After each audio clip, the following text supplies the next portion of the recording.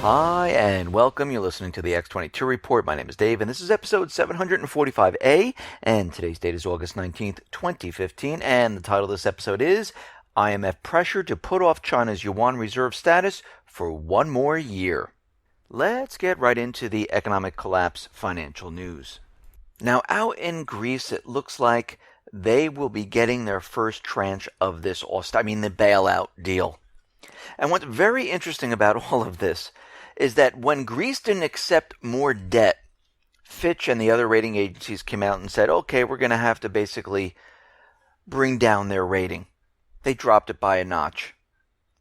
And now we see that since they're taking on more debt, imposing more austerity, having less revenue come into the government, we see that Fitch right now is upgrading Greece, saying, yeah, things look better now. Wow.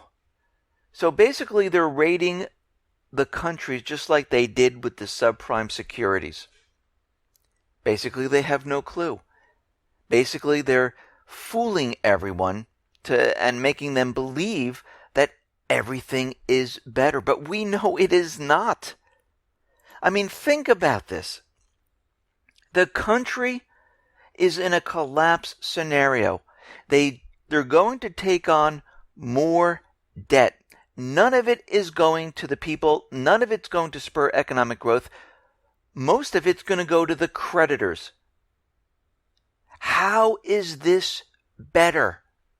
It isn't, because we have proof if we go back to 2008. It doesn't work.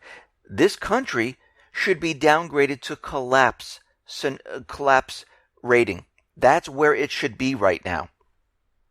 But of course, the central bankers, they're in control of the rating agencies. They don't want people to know what's really going on until it's too late. We see out in the Eurozone, as they continually tell us that everything is fine, even though we continually look and show that, yeah, it isn't fine. We see the Eurozone construction output is down by negative 1.9%. I mean, we're seeing more and more negative news come out of Europe, out of the United States, but the central bankers, the corporate media, they continually spin it to make it seem like everything is fine. Oh, it's a little slump, but things look better. Oh, it's sunny out, but as we move into the fall, things are going to really pick up because all of a sudden, we're going to have manufacturing, production, people are just going to get jobs. And everything's just going to be okay. I mean, does it make any sense to anyone? No, it doesn't. I mean, think about this. The number of self-employed Americans is at an all-time low right now. It is not coincidence that this record was set at the same time that the number of Americans receiving government entitlements is at an all-time high. Basically, there's a cultural shift which is occurring in this country. And it is resulting in more business closing than being opened. And we talked about this before. But of course, the corporate media, the financial media out there, they're spinning all of this. They're trying to make you believe that, no, entrepreneurs in the United States, it's growing, it's the best ever. I mean, look at all these startup companies for social media that makes no money, that are valued very, very high. But these are all business gimmicks. These aren't real businesses. We saw this back in the dot-com era. The same thing's happening right now. Here's a little known fact. 75% of all venture-backed firms that raise at least $1 million, don't even return investors' capital, which means the money is gone forever. What America needs right now is for people to start their own business, not mobile apps, social media websites, and all these ridiculous things that really don't produce anything. We need people to get back to the basics. We need to start manufacturing. We need them to start opening real businesses that produce. But we're not seeing that right now. And we're seeing that there are less and less entrepreneurs, less and less businesses that are opening. And this is not helping the economy whatsoever. I mean, right now, over the last 5 years, Obama is out there, and he said it, we mentioned this before, has created 11 million new jobs. Our economy is growing and creating jobs at the fastest pace since 1999. Well, the headline job numbers suggest that Obama is right and that the job situation is improving. The average American is far, far from solid financial footing today. Yes, they might have a part-time job. It's not the same pay rate. It's not the same job. Someone going from a corporate job making 80, 90, 100,000 going to a part-time or lesser job is not the same. And you have to remember how they calculate this. If you're making 80,000, 90,000, you went from one job, and now you have two part-time jobs, you have two jobs. That's how it's counted. Job growth, but no wage growth. Job seekers may find it easier to find a job, but good luck trying to find a job that pays enough to support a family. Good luck trying to find that same job that you had before at the same pay or higher pay. People are finding it very difficult to find that job. I mean, look at the college graduates who graduate with their degree who cannot find work in their field. This is why everyone's modifying their student loans. This is why people can't pay for the student loans. This is why they're still living with their parents.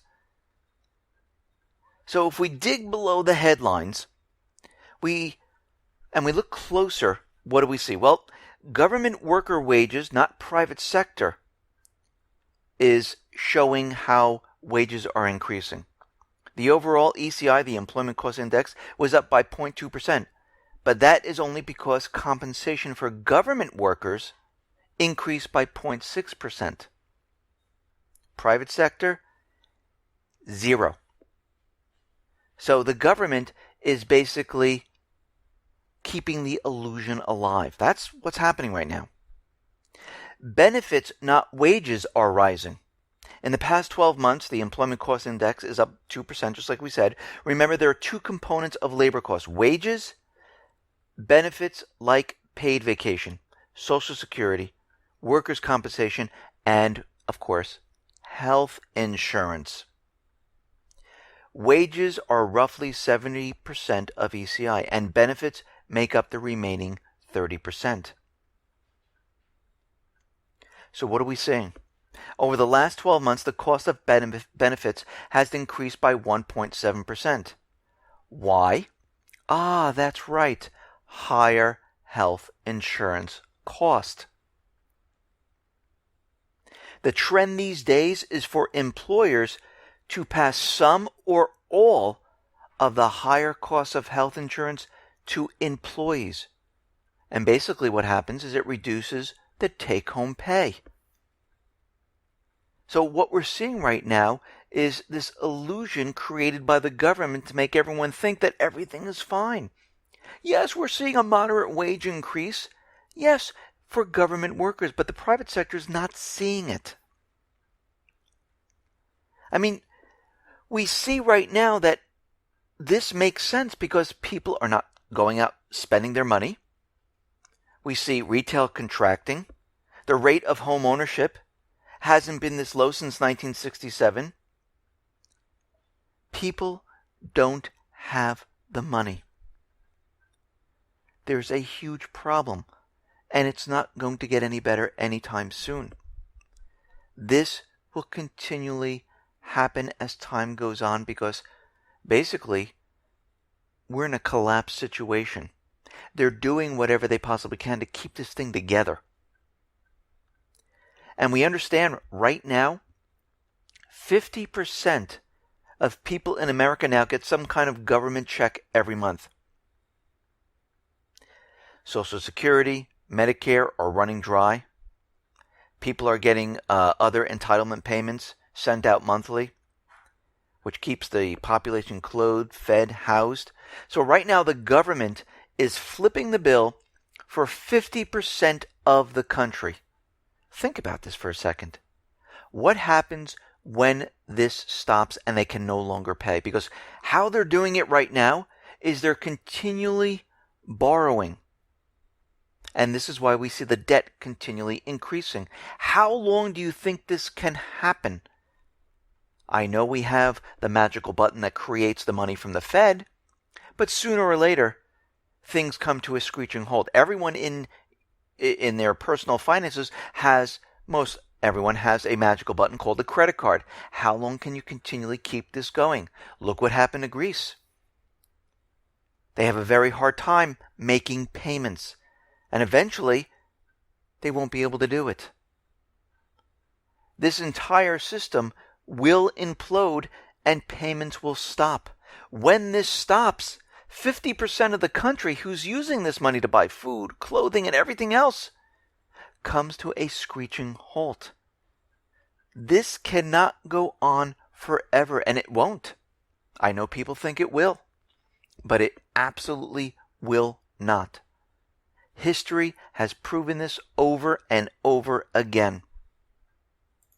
Now, the Fed is out there, and they have just admitted that after 6 years of QE, $4.5 trillion on their balance sheet, they're saying QE was a complete and utter mistake. It did not work.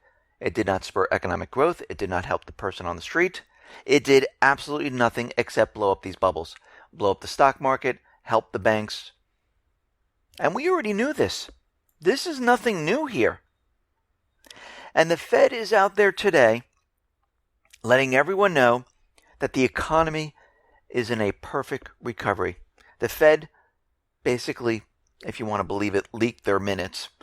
And they're seeing GDP growth. It's a little bit weaker than they thought, but the projected GDP growth seems to be pretty darn good as recoveries go. Consumer spending. The incoming data has been uneven, but participants cited reports that contacts suggesting a pickup since the first quarter. People are spending. Everything looks fantastic. Consumer credit conditions were also seen as favorable, with business contracts pointing to steady loan growth, especially for auto loans and credit cards. Think about what they just said. The auto loan bubble, the credit bubble. Housing. Participants viewed the recent data on housing starts and permits, as well as the higher levels of sales and prices, as indicative of continued recovery in the housing sector. So basically, what are they saying? They are ready to increase interest rates because we are in a recovery. This is what they want everyone to believe. And all the things that we've been looking at, going past their statistical information, the corporate headlines, we see that we are not in a recovery.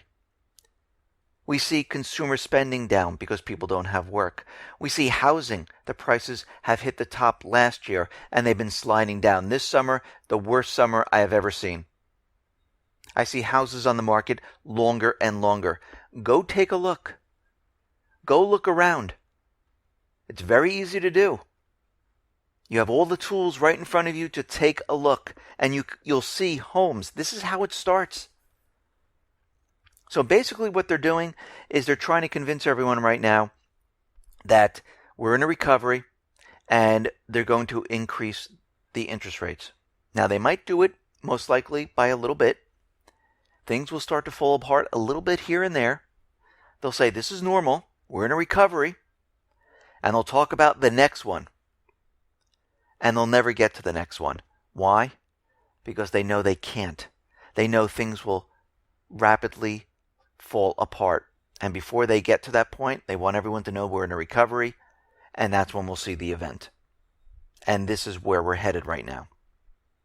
Now, it looks like the IMF has had pressure on it not to accept the Yuan as a reserve currency.